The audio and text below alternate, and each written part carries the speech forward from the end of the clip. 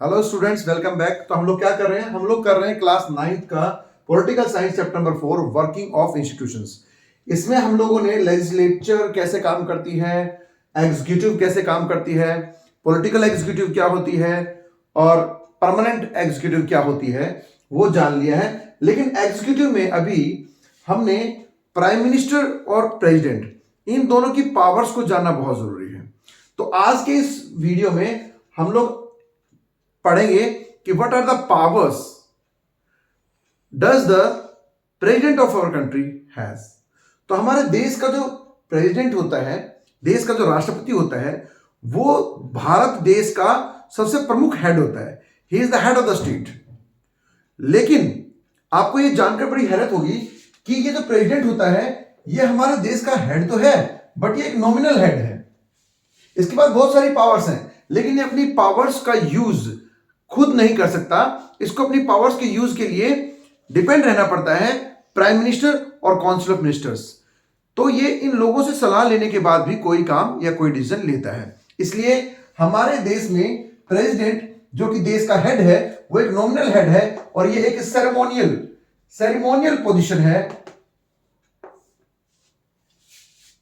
जबकि गवर्नमेंट का real head कौन होता है? प्राइम मिनिस्टर होता है। तो चलिए, लेकिन फिर भी हमारे प्रेसिडेंट के पास जो भी पावर्स हैं उनको हम डिस्कस करते हैं।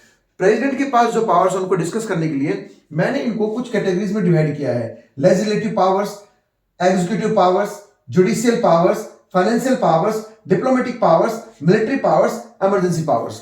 तो राष्ट्रपति के पास अलग अलग प्रकार की जो पावर्स हैं उनको समझने के लिए हम वन बाय वन करके इनको समझते हैं। तो कौन सी लेजिस्लेटिव पावर्स जो है प्रेसिडेंट के पास होती हैं? देखिए, आपको ये मैं बता दूं कि सरकार बनने के बाद जो हमारी जो पार्लियामेंट है उसके साल में 3 सेशन होते हैं। टोटल 3 सेशन बुलाए जाते हैं, तो वो राष्ट्रपति की कॉल पर ही बुलाए जाते हैं। इसके अलावा अगर किसी बिल को डिस्कस करने के लिए कोई ज्वाइंट सेशन बुलाना है, लोकसभा राज्यसभा दोनों का, तो वो भी पावर राष्ट्रपति के पास है। राष्ट्रपति दोनों सभाओं को, लोकसभा और राज्यसभा दोनों को एक साथ ज्वाइंट सेशन में बुला सकता है।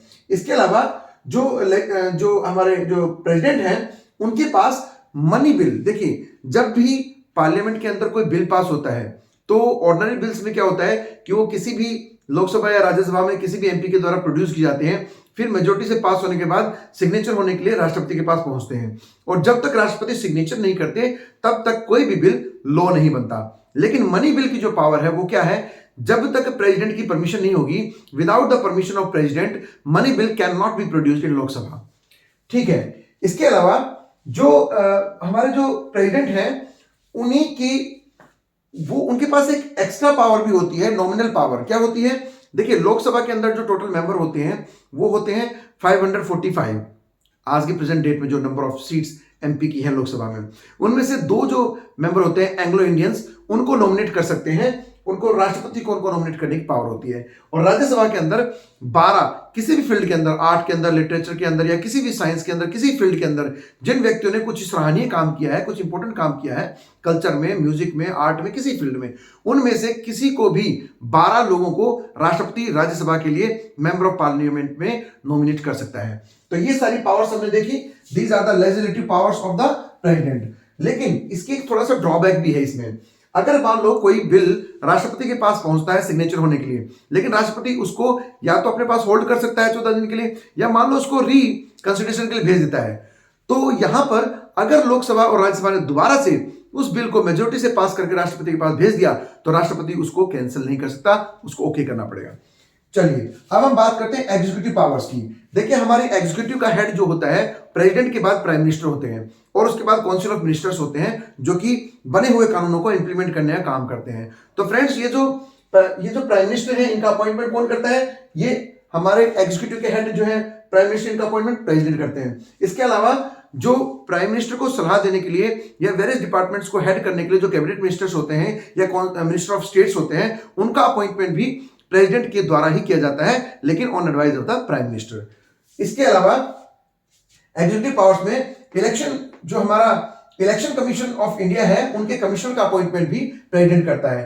जो हमारे देश के एजीआई हैं, अटॉर्नी जनरल ऑफ इंडिया जो होते हैं, जो वकील होते हैं, सरकारी वकील होते हैं यूनियन गवर्नमेंट के, उनका अपॉइंटमेंट भी प्रेसिडेंट करता है। लेकिन ये सारे अपॉइंटमेंट वो किनकी सलाह पे करते हैं? प्राइम मिनिस्टर और काउंसिल ऑफ मिनिस्टर्स की सलाह पे करते हैं। इसके अलावा जो कैग है, कैग मतलब कंट्रोलर ऑडिटर जनरल जो होते हैं, ये क्या करते हैं? जो भी टैक्सेस इकट्ठे होकर के जो भी रेवेन्यू सरकार के पास आया है, उसके बाद जो बजट है और ये जो एक्सपेंसेस और रेवेन्यू का जो ब्यौरा है वो सीएजी के पास होता है, तो इसका अपॉइंटमेंट भी प्रेसिडेंट करते हैं। यूपीएससी के जो कमिश्नर्स होते हैं उनका अपॉइंटमेंट भी प्रेसिडेंट ही करते हैं। तो इस प्रकार से देखिए प्रेसिडेंट के पास बहुत सारी एग्जीक्यूटिव पावर्स भी होती हैं। जो एग्जीक्यूटिव जो गवर्नमेंट है, पॉलिटिकल प्लस जो परमानेंट एग्जीक्यूटिव है, उनमें भी बहुत ज्यादा पावर्स प्रेसिडेंट के पास हैं। अब चलिए बात करते हैं जुडिशियल पावर्स की। देखिए जो हमारा कोर्ट सिस्टम है, सुप्रीम कोर्ट के जजेस से राष्ट्रपति एडवाइस ले सकता है। उनकी एडवाइस को वो माने ना माने वो उसके हाथ में होता है।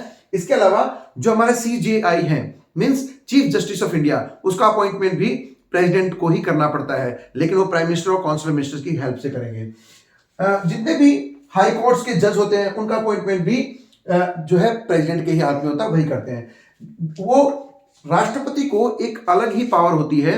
जो हमारी सुप्रीम कोर्ट या हाई कोर्ट्स हैं या जुडिशियल जो सिस्टम है, अगर किसी व्यक्ति को कोई सजा दी गई है, मान लो मौत की सजा दी गई है, डेथ सेंटेंस दिया गया है, तो राष्ट्रपति के पास ये पावर है कि वो उसको या तो जो है लाइफ सेंटेंस को हटा करके लाइफ इम्प्रिजनमेंट में जो है ट्रांसफर कर सकता है, या उसको माफ भी कर सकता है। तो अगर उसके पास कोई पार्डन को रिक्वेस्ट आती है राष्ट्रपति के पास, तो राष्ट्रपति के पास ये पावर है कि वो हाई कोर्ट या सुप्रीम कोर्ट के जो निर्णय है या जो पनिशमेंट किसी को दिया गया है उसको हटा भी सकता है या सजा को कम भी कर सकता है।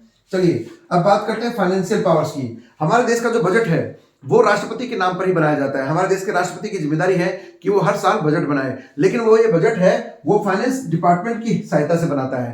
तो इस तरीके से फाइनेंस डिपार्टमेंट जो बजट बनाता है उसकी जिम्मेदारी भी प्रेसिडेंट की ही होती है, जिसको वो फाइनेंस डिपार्टमेंट की हेल्प से बनाता है। और हर साल फरवरी के महीने में हमारे देश का बजट जो है वो तैयार किया जाता है। इसमें ब्यौरा होता है, इसमें ब्यौरा दिया जाता है कि यूनियन गवर्नमेंट को कितना फंड मिलेगा और किस किस स्टेट को कितना फंड जो है डिस्ट्रीब्यूट किया जाएगा। डिप्लोमेटिक पावर्स, देखिए हमारे देश के अंदर या विदेशों में फॉरेन अफेयर्स में कोई भी जो ट्रीटी होती है, संधि होती है, कोई फैसला होता है, कोई निर्णय होता है, कोई दो देशों के बाद में कोई भी एग्रीमेंट होता है, तो हमारे देश के राष्ट्रपति के नाम पर ही किया जाता है, उन्हीं के सिग्नेचर चलते हैं वहां पे। जो डिप्लोमेटिक पावर्स हैं। इसके अलावा जो राजदूत होते हैं, एम्बेसडर्स, जो हमारे देश के बहुत सारे लोग एज ए एम्बेसडर राजदूत दूसरे देशों में गए हुए हैं, तो वहां उनका अपॉइंटमेंट भी हमारे देश का राष्ट्रपति ही करता है।